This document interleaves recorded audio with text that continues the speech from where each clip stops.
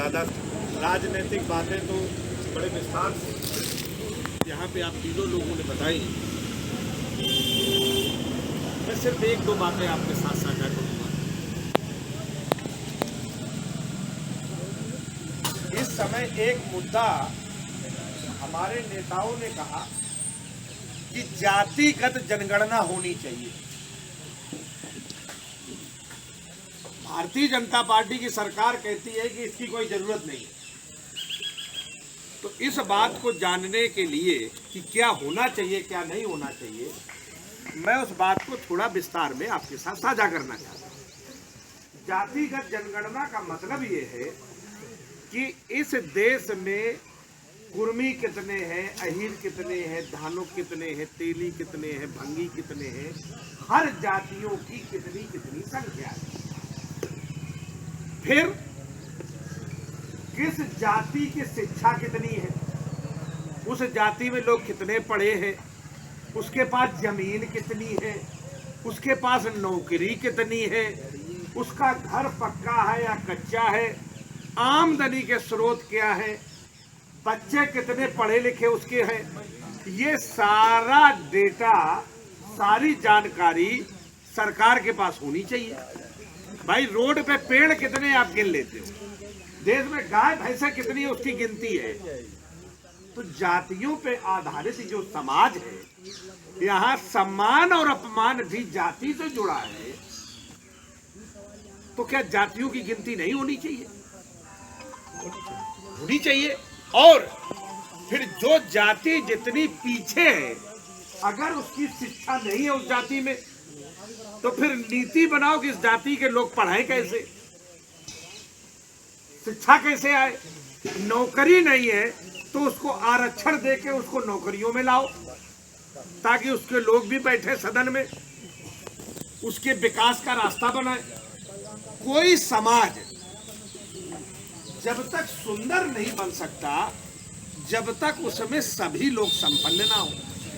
भाई एक गांव है, गांव में एक आदमी का बड़ा घर बन जाए और बाकी उस घर के चारों तरफ लोग रात में भूखे सोए, तो क्या उस बड़े घर में रहने वाले आदमी को नींद आएगी? अगर अच्छा आदमी होगा तो नहीं आएगी, कहेगा यार ये ठीक नहीं है। और जब वो खाने बैठेगा तो दादा अगर इंसान होगा तो ये निवाला भी अंदर कहेगा यार हम अकेला भर रहे हैं जानवर की तरह, और गांव के हमारे घर के चारों तरफ रहने वाले लोग भूखे हैं, ये ठीक नहीं है। तो अगर ये भूख ठीक नहीं है तो कोई समाज जो बहुत नीचे रह गया ये भी तो ठीक नहीं है। कोई बहुत तरक्की कर गया ये भी तो ठीक नहीं है। किसी के पास 1000 बीघा जमीन है और किसी के पास 1 बीघा भी नहीं है, ये भी तो ठीक नहीं है। देश आजाद है, मालिक हम सब लोग हैं, तो बंटवारा भी ठीक से हो जाए। जो काम 75 साल में नहीं हुआ तो ये मतलब तो नहीं है कि नहीं होगा, वो जो पहले नहीं हुआ तो अब कर लेते। इसके लिए जाति जनगणना हो, ये बात अखिलेश यादव जी कह रहे।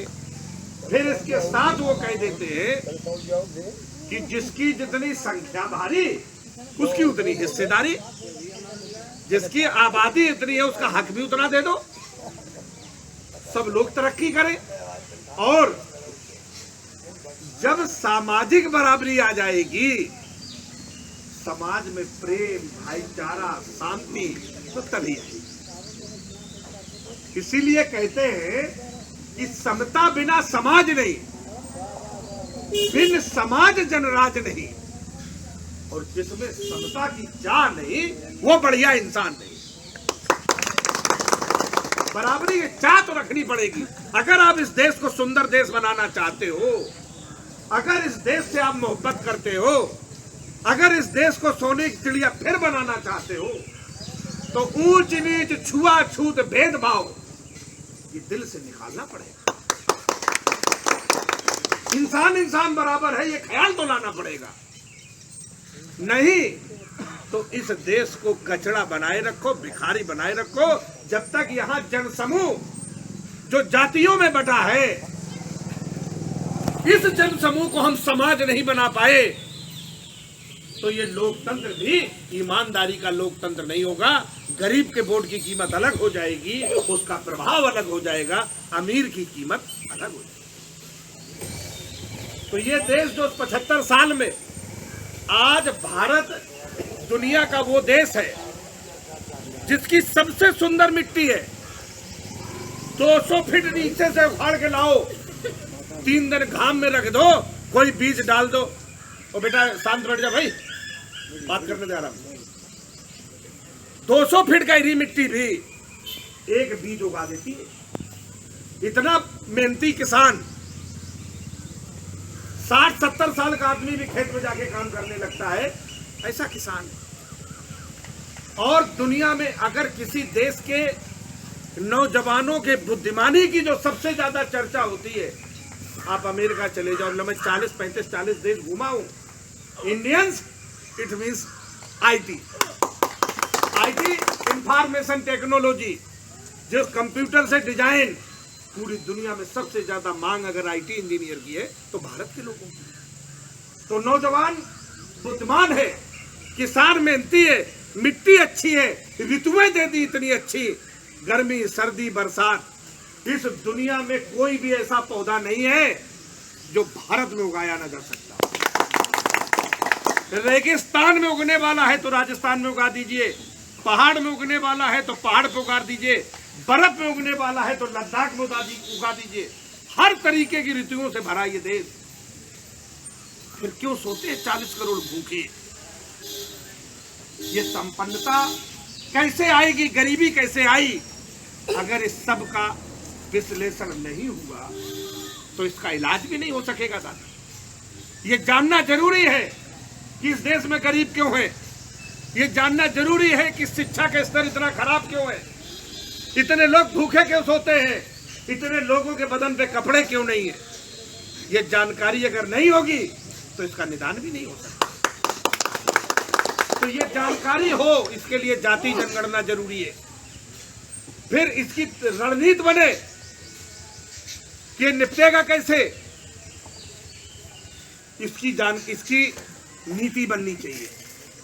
आज अगर गरीबी पे भी विश्लेषण हो तो विश्लेषण इस बात पे भी होना चाहिए कि दुनिया के सबसे बड़े रईस इन 10 सालों में 1000 और लाख करोड़ की संपत्ति इन चोरों ने इकट्ठे कैसे कर ली, इनके बेईमानी के रास्ते की भी समीक्षा हो। इन्होंने चोरी कैसे की, इतने बड़े आदमी कैसे बने, ये पैसा किसका था, किसने लूटा, लूटने में मदद किसने की, गुनहगार कौन है और गुनहगार का सहयोगी कौन है, और ये पता करके उसकी सजा का भी प्रावधान होना चाहिए। अगर एक शरीफ आदमी को लूट लिया गया, ये जनधन खाते की बात भाजपा वाले चिल्ला चिल्ला के बोलते, जनधन खाता खोला, जनधन खाता। और ये जो जनधन खाता जिन बैंकों में खोला, उनमें कम से कम इतना रुपया रखो, इसका एक नियम बना, और जिसके खाते में उतना मिनिमम बैलेंस नहीं था उससे 25,000 करोड़ रुपए जनता के पैसे बैंकों ने लूट लिए। ये डकैती है जो सरकार के साथ मिलकर डाली गई है। गुनहगार सरकार भी है, गुनहगार ये संस्थाएं भी। तो साथियों, ये सब लड़ाई साथ चल सके, समस्याओं को निदान हो और उसके लिए जानकारी हो कि कौन कौन सी है। इसके लिए जाति जनगणना जरूरी है, सही तरीके। और पप्पू निषाद को यहाँ से, एक किसान का बेटा है, एक आपकी तरह है, बाजू पकड़ के बिठाने लायक है। 50 गाड़ियों का काफिला लेके नहीं चलता, एक गाड़ी में आ जाता है, बोल रहे पप्पू इधर आओ, तो बैठ भी जाएगा आपके साथ। ऐसा सहज सामान्य आपकी तरह आपका अपना प्रत्याशी है, उसे जिताइए, उसे संसद में भेजिए और बोलो जाके हमारी बात कर। इन पूंजीपतियों का कैसे मामला है उसको सुलटाने का तरीका ढूंढ संसद में बैठ के, और हमारे बच्चों के भविष्य निर्माण का रास्ता बना।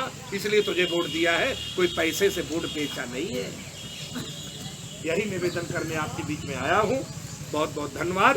जय समाजवाद।